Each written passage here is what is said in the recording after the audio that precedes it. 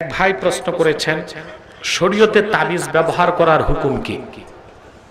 তাবিজ তাবিজ কোন এক বক্তা নাকি বলছে তাবিজ ব্যবহার করা শিরক। তা আপনারা পরবর্তীতে সেই বক্তাকে পেলে জিজ্ঞেস করবেন, ভাই তাবিজ অর্থ কি? দেখেন সে আগে অর্থ বলতে পারে কিনা। আওয়াজা ইউআউযু তাবিজ বাবে তাফঈল থেকে এর অর্থ পানাহ চাওয়া। কি চাওয়া? সুরক্ষা চাওয়া। কার কাছে? এটাকে বলে কি? তাবিজ।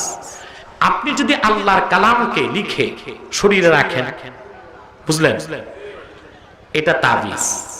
আল্লাহর কাছে পানাহ চাইলেন আল্লাহর কালাম দিয়ে, আল্লাহর কাছে পানাহ চাইলেন আল্লাহ, এটা জায়েজ। এটাকে বলে রুকিয়া শারঈয়া। শুধু জায়েজ না, এটা সুন্নতে সাহাবা। অনেক সাহাবী তাবিজ লিখছে। মৌলবীর তো জানা নাই, কিতাবপত্র তো পড়ে নাই, এখন তো বক্তা হইতে এলেম লাগে না, সুর থাকলেই বক্তা। ঠিক কিনা? সুর থাকলেই কিতাবপত্র তো পড়ে না। মিয়া সাহেব ওয়াজ করা এত সহজ? আমি অদম এখনো তাফসীর করতে যে 6টা 7টা কখনো 12 থেকে 14টা তাফসীর দেখি, যেন আমার দ্বারা কোনো ভুল ওয়াজ না হয়, মানুষ যেন পথভ্রষ্ট না হয়। এখন বাংলাদেশ অধিকাংশ বক্তা বড় আলেম নাই তা না, অনেক বড় বড় আলেম আছে, কিন্তু মাঠে নাই। কোথায় নাই? কেউ মাদ্রাসায় আছে, কেউ খানকায় আছে। মাঠে যারা আছে আলেম আছে সংখ্যায় কম, অধিকাংশই বেআলেম। সুর আছে, এলেম। এজন্য বক্তা যে কি বলতেছে তা নিজেও বুঝে না, মধুর সাথে বিষ মিশায়া সব শেষ করে দিচ্ছে। আল্লাহ রাসূল যেটাকে শিরক করেছেন সেটা তাবিজ না, ওটার নাম তামিমা। ওটার নাম কি? একটা দুইটা বেটা, অসংখ্য হাদিসে এসেছে রাসূলুল্লাহ বলেছেন, মান আল্লাকা তামিমাতান ফাকাদ আশরাক। যে তামিমা লটকাইলো সে শিরক করলো। মৌলবী তো বুঝেই নাই তামিমা কি আর তাবিজ কি। তামিমার 14টা অর্থ। কয়টা?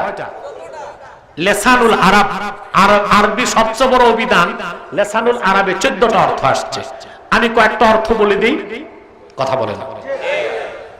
সুতা, ফিতা, নড়ি, কড়ি, জড়ি, বুটা, মৃত পশুর চামড়া, শিং, পায়ের খুর, তীরের ফলা, সকল জড় পদার্থ বরকতের জন্য, আরোগ্যের জন্য শরীরে লাগানো তামিমা এবং শিরক।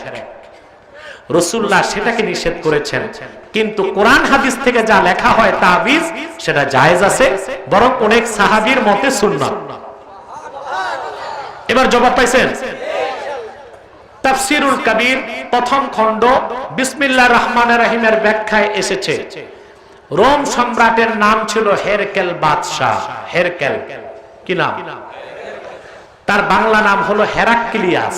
ইতিহাসে লিখছে কি নাম? ইংলিশে তারই নাম হারকিউলিস। একজনের 3 ভাষায় 3 নাম। আরবিতে হেরকেল, বাংলা ইতিহাসে আসছে হেরাক্লিয়াস, ইংলিশে হারকিউলিস। সে ছিল রোম বাদশা, রোমের বাদশা। তার মাথা ব্যথা। এখন রোমের বাদশা, তার তো কবিরাজ আর ডাক্তারের অভাব নেই, আছে? কথা বলেন। মাথা ব্যথা যায় না, তখন সে লোক পাঠাইছে হযরত ওমর রাদিয়াল্লাহু তাআলা আনহুর কাছে। সুবহানাল্লাহ কইবেন।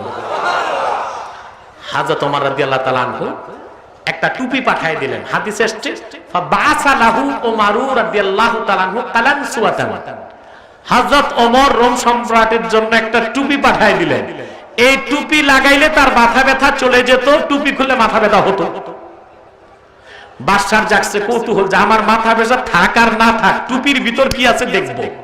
টুপি খুলে দেখে ভিতরে লিখে দিয়েছেন হযরত ওমর বিসমিল্লাহির রহমানির রহিম। তাহলে তাবিজ হিসেবে শেফার জন্য কোরআন থেকে কিছু লিখে দেওয়া জায়েজ না? না জায়েজ? শিরক না জায়েজ? শুধু জায়েজ না, সুন্নতে সাহাবা। বেটা মৌলবী কিতাব পড়া নাই, ফতোয়া মারো পাতালে। হযরত ওমরের কাজ আমাদের জন্য সুন্নাত। রাসূলুল্লাহ বলেছেন, আলাইকুম বিসুন্নতি ওয়া সুন্নাতিল খুলাফায়ে রাশিদিনাল মাহদিয়িন। আমার সুন্নাত তোমাদের মানা যেই রকম ফরজ, আমার 4 খলিফার সুন্নাত মানাও ফরজ। সেই 4 খলিফার এক খলিফা হযরত ওমর তাবিজ লিখছেন। তাবিজ দিবেন, এটা জায়েজ না, শুধু সুন্নতে সাহাবা। বক্তার কথা রিফিউজ। ওয়া আখির দাওয়ানা আলহামদুলিল্লাহি রাব্বিল আলামিন।